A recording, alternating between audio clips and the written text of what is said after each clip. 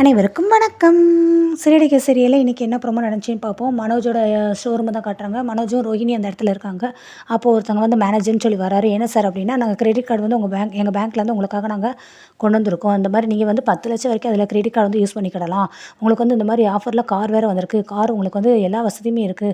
நீங்கள் இந்த மாதிரி லாங் ட்ராவல் ஆகலாம் அப்படி இப்படின்னு சொல்லி நிறையா அவர் வந்து தூண்டிகிட்டே இருக்காங்க. அப்படியா நிஜமாவா அப்படி இப்படின்னு சொல்லி மனோஜில் ஏமாந்துக்கிட்டே இருக்காரு. அடுத்து ரோஹிணிகிட்ட பேசுகிறாங்க. ரோஹிணி பார்த்தியா, எனக்கு வந்து இந்த மாதிரி கலராக சட்டை போட்டதுனால இப்போ பாரு எனக்கு வந்து நிறையா வாய்ப்புகள் தேடி வந்துக்கிட்டே இருக்குது. நம்ம இதை யூஸ் பண்ணணும் அப்படிங்கிறாங்க. இல்லை மனோஜ் உங்கள்கிட்ட கொஞ்சம் பேசணும் சார், நீங்கள் ஒரு நிமிஷம் வெயிட் பண்ணுங்க அப்படின்ட்டு அந்த மேனேஜர் வந்து உட்கார வச்சுட்டு 2 பேரும் பேசுகிறாங்க. நம்மளுக்கு இப்போ 10 லட்சத்துக்கு கிரெடிட் கார்டு ரொம்ப அவசியம் தேவையா? அதுவும் ரொம்ப பெரிய அமௌண்ட். இந்த அமௌண்ட் இருந்துச்சுன்னு வச்சுக்கோ, நம்ம கண்ணு முன்னு தெரியாமல் நம்ம நாடு செலவழிச்சுக்கிட்டே இருப்போம். அப்புறம் நமக்கு தான் கடைசி நேரத்தில் இருக்கும். அதனால் இதெல்லாம் வேண்டாம் அப்படிங்கிறாங்க. இல்லை ரோஹிணி, இப்போ நம்ம வந்து பெரிய பிஸ்னஸ் மேன் ஆகிக்கிட்டே இருக்கேன். அதனால் எனக்கு கண்டிப்பாக இந்த மாதிரி இதெல்லாம் தேவைப்படும். அதுவும் இல்லாமல் இதெல்லாம் அப்ளை பண்ணி வரதே கஷ்டம் ஒரு சிலருக்குலாம். ஆனால் நம்மளுக்கு அதுவாக தேடி வந்திருக்கு. ஸோ ஆஃபர் யூஸ் பண்ணுவோம். கார் கண்டிப்பாக வரட்டும். நம்ம 2 பேரும் கோவாக்கு வந்து புக் பண்ணி ஃப்ளைட்டில் போயிட்டு வரலாம். ஹனிமூன் நம்ம ஹனிமூன் நம்ம போய் என்ஜாய் பண்ணுவோம். நீ வேணால் பாரு, கண்டிப்பாக நம்ம நல்லா ராயலாக ரிச்சாக வருவோம் பாரு அப்படிங்கிறாங்க. நீ இந்த ஷோரூமுக்கு வரனால டெய்லி எனக்கு வந்து நல்ல ஆஃபர் வருது தெரியுமா? அதனால் உன்னை டெய்லி வான்னு சொல்கிறேன். நீ தான் கேட்க மாட்டேங்கிறேன். நீ என்ன ஐஸ் வைக்கிறியா அப்படின்னு ரோஹிணி சொல்கிறாங்க. இல்லை நிஜமாக தான், இதுக்கு முன்னாடி வந்தப்போ நல்லா சேல்ஸ் ஆச்சு. இப்பயும் பாரு நிறைய ஆஃபர் வந்திருக்கு.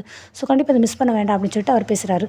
நெக்ஸ்ட்டு ரோஹிணி அவங்களுடைய ஃப்ரெண்டும் பேசுகிறாங்க. ஆனால் சொல்கிறாங்க இந்த மாதிரி கிறிஷ் வந்து ஃபோன் போடுறாரு. கிறிஷ் வந்து ஃபோன் போட்டு பேசுகிறாங்க. அவங்கள்ட்ட பேசணும் போல தோணுச்சுமா அப்படின்னு.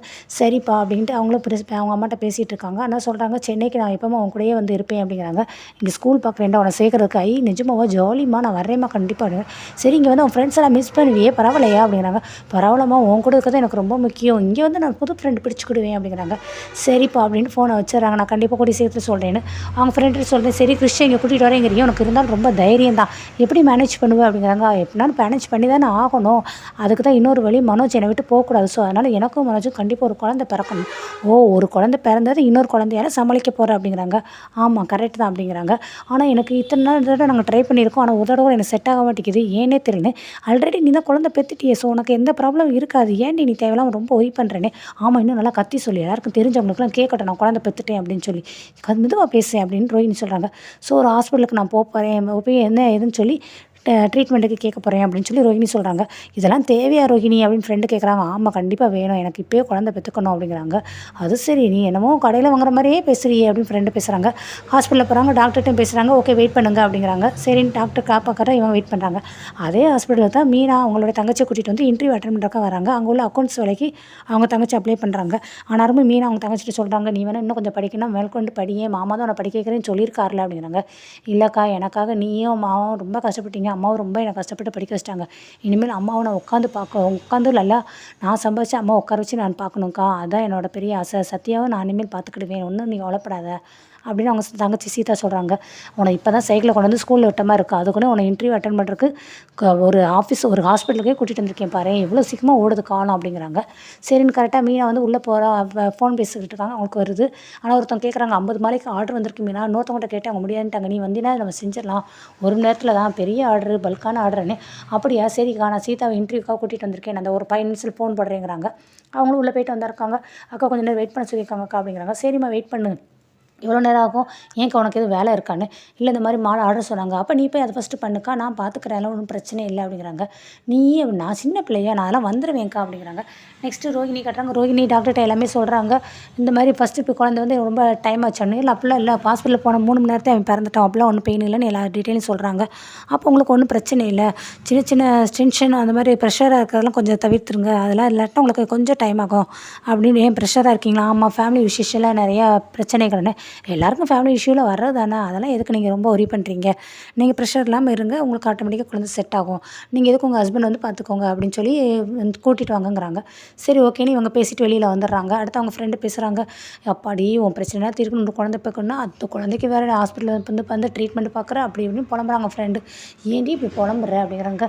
பின்ன என்ன, நானே லூஸ் ஆயிடுவேன் போலக்கும், இதெல்லாம் பார்த்தா எப்படி தான் இப்படி சமாளிக்கிறியோ நீ அப்படிங்கிறாங்க. நெக்ஸ்ட்டு சீதா வந்து அவங்கள வந்து பார்த்துட்றாங்க. அதுக்கடுத்து இங்கே மீனா கட்டுறாங்க. மீனா அவங்க ஃப்ரெண்டோட உட்காந்து பேசிகிட்டே மாலை கட்டுறாங்க. ஆமாக்கா, என் தங்கச்சிக்கு வேலை கிடச்சிடும் கண்டிப்பாக, என் தம்பியும் நல்லபடியாக வந்துட்டா நல்லாயிருக்கும், எங்கள் அம்மாவுக்கு ரிலீஃப் ஆயிரும், இந்த பொண்ணியம் வந்து எங்களுக்கு அருள் புரியணும் அப்படி இப்படின்னு பேசிகிட்டு இருக்காங்க. ஃபோன் வருது சீதா கிட்டேருந்து, எனக்கு வேலை கிடச்சிச்சு. அதே மாதிரி நான் வந்தப்போ ரோஹிணியை பார்த்தேன். அங்கே எதுக்கு வந்தாங்க, அந்த இது எல்லாமே குழந்தை பிறக்கிறத பற்றி ரிலேட்டடாக ஒன்று ஹாஸ்பிட்டலில் தான்க்கா, எதுக்கு வந்தாங்க தெரியாது. அப்போ ஒரு வேளை அவங்க கன்சீவாக இருப்பாங்க, அவங்களுக்கு ஏற்கனவே ஒரு மாதிரி ஆள் டல்லாக தான் இருக்காங்க.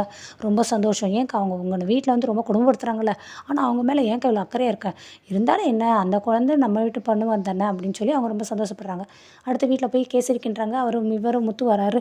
என்ன ஏதுன்னு கேட்கும்போது, இந்த மாதிரி சீதாவுக்கு வேலை கிடச்சிச்சு. ஓ! அதுக்காக தான் கேசரி கிண்டுறியா? அதுக்கும் தான் அப்படிங்க. அதுக்கும் தானா? அப்ப இன்னொரு விஷயம் என்னன்னே, உங்களுக்கு எல்லாத்துலயும் அவசரம் தான். நீங்க வெளியில போய் வெயிட் பண்ணுங்க. நான் சொல்றேன் அப்படின்ட்டு, ஏய் மீனா எவ்வளோ நேரம் அப்பலேருந்து அடுப்படியிலே நின்னுக்கிட்டே இருக்கா? அப்படின்னு அவங்க மாமியார் சத்தம் போடுறாங்க. ஆனாலும் முத்து வந்துட்டு, ஆமா எப்போ பார்த்தாலும் அவள் அடுப்படியிலே நின்னுக்கிட்டே இருக்கா. நீங்க எல்லாம் கத்திக்கிட்டே இருங்க எல்லாரும் இங்கே உட்காந்துக்கிட்டு அப்படின்னு சொல்லி முத்துவும் விசப்பட பேசுறாரு. அந்த கேசரி கொடுக்குறாங்க. என்ன இது மஞ்சள் கலர்ல இருக்குன்னு, அத்தை அது கேசரி அத்தனை இப்போ எதுக்கு கேசரி சொல்லியிருக்க அப்படிங்கிறாங்க.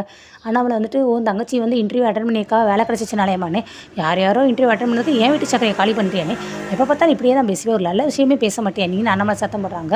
அம்மா அது கேசரிம்மா அப்படின்னு மனோஜ் சொல்கிறான். சாப்பிட்ற ஐட்டத்தில் என்ன இருந்தாலும் இவன் கரெக்டாக கண்டுபிடிச்சிருவான் அப்படின்னு மனோஜை கிண்டல் பண்ணுறாரு முத்து. இதுக்கு கேசரின்னு, அது நான் ரோஹினிக்காக தான் பண்ணியிருக்கேன் அப்படிங்கிறாங்க. ரோஹினிக்காகவா? ரோஹினிக்கு எதுக்கு என்ன விஷயம் அப்படின்னு சொல்லி விஜயா கேட்குறாங்க. அதுவா அப்படின்னு சொல்லி இதோட முடிக்கிறாங்க.